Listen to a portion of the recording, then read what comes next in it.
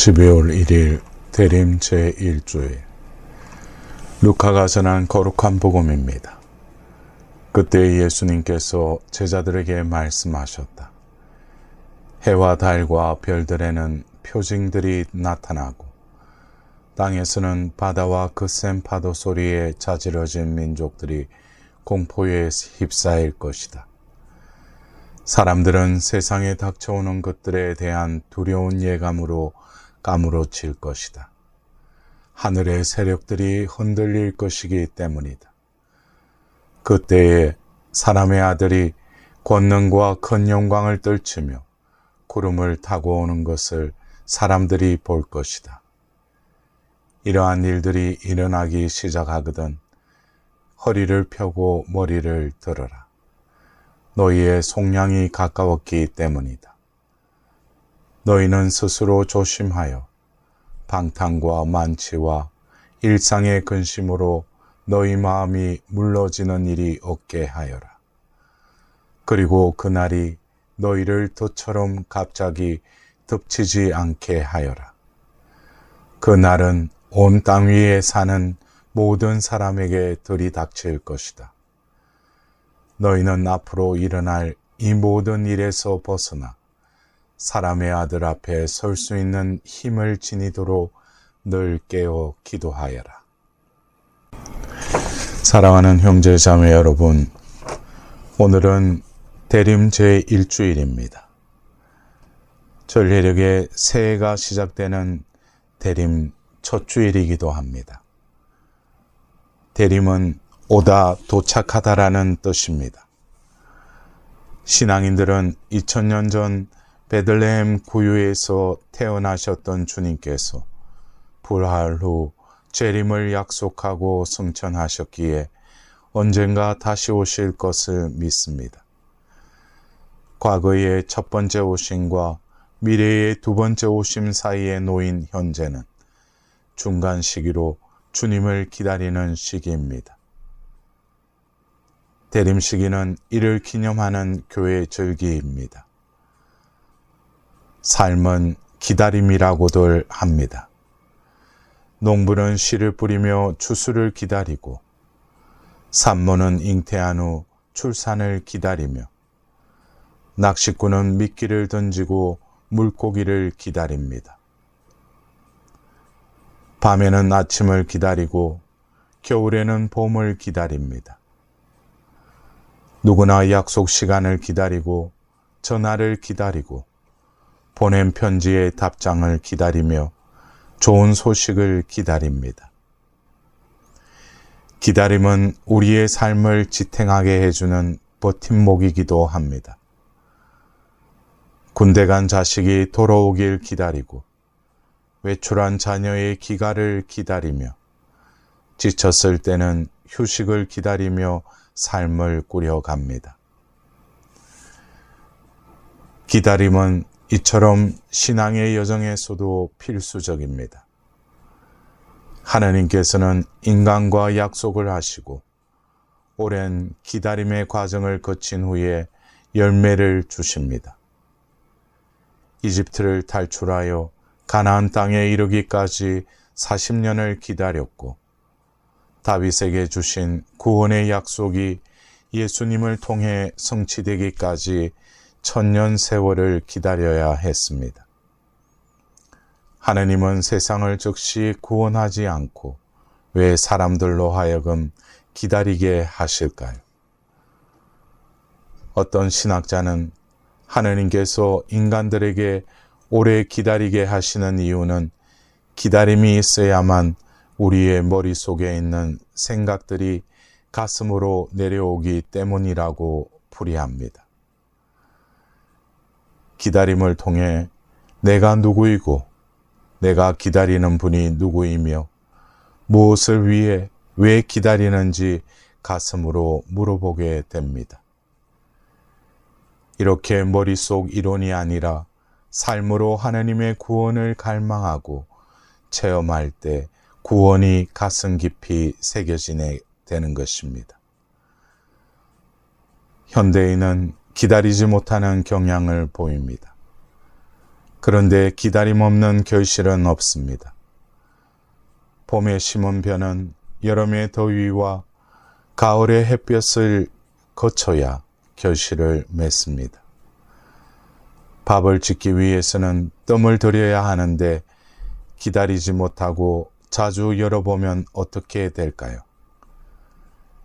기다리지 못하는 풍토는 신앙생활도 드러납니다.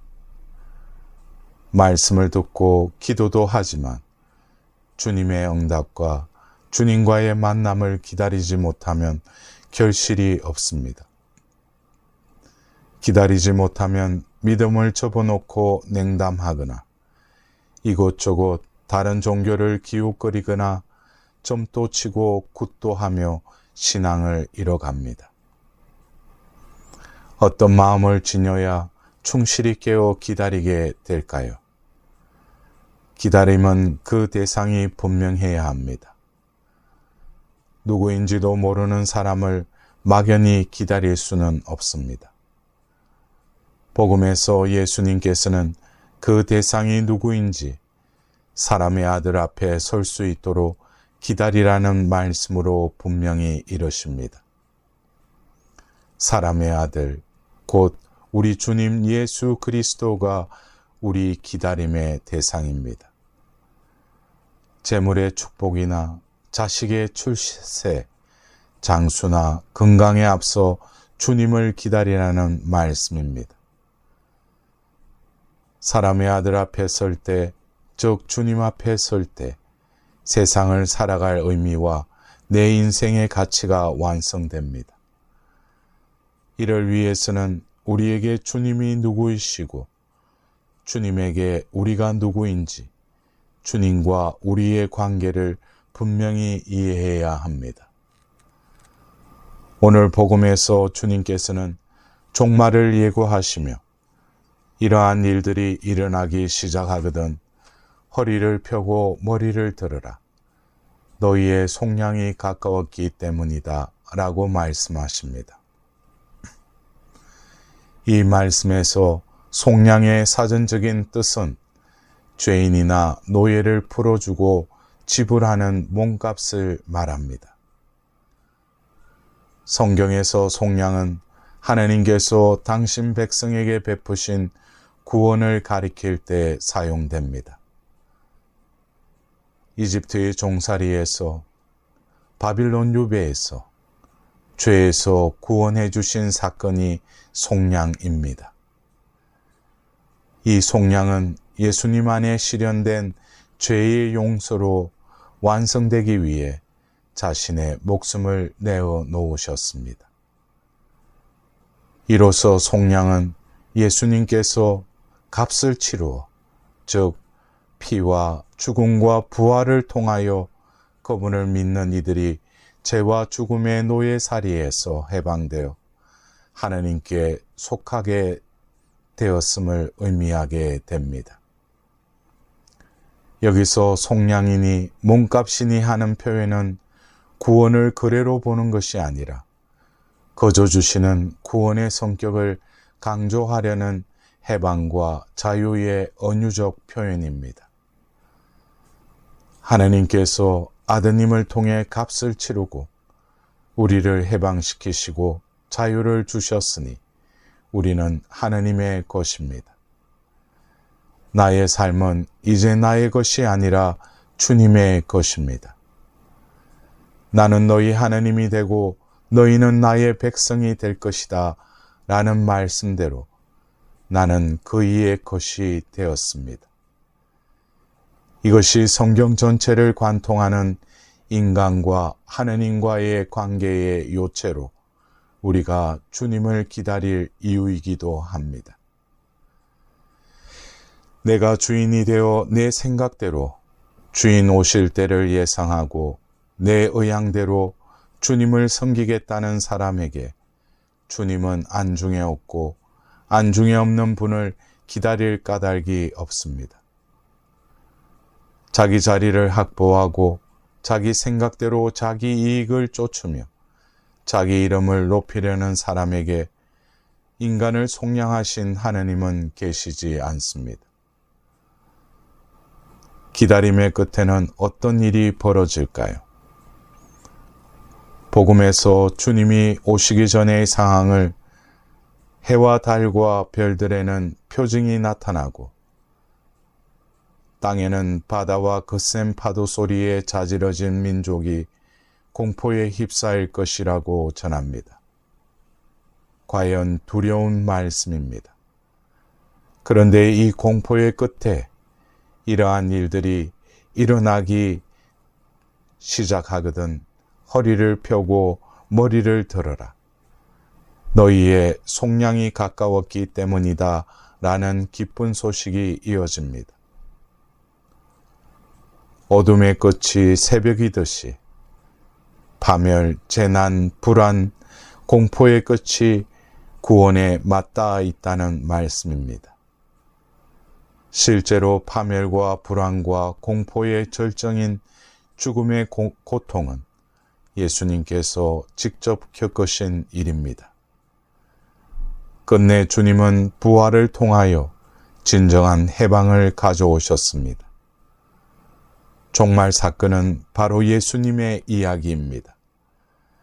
까무러칠 만큼 두려운 종말은 주님께서 겪으신 파스카의 여정이었습니다. 사랑하는 형제 자매 여러분, 어둡고 힘든 이 세상 속에서도 허리를 펴고 머리를 들어 주님을 기다립시다. 죽음을 넘어서신 주님은 이 모든 재앙을 넘어서서 구원을 주십니다. 삶에서 파멸의 두려움이 닥친다면 죽으시고 부활하신 분을 찾을 때입니다. 우리가 겪는 재난, 불안, 공포는 까무러칠 때가 아니라 우리를 속량하신 주님, 파스카이신 주님을 만나기 위해 허리를 펴고 머리를 들 때입니다. 내가 주님의 것이기에 머리를 들어 주님 앞에 서서 깨어 기도한다면 이 대림 시기는 바로 어둠과 두려움 가운데서도 흔들리지 않는 희망의 시기가 될 것입니다.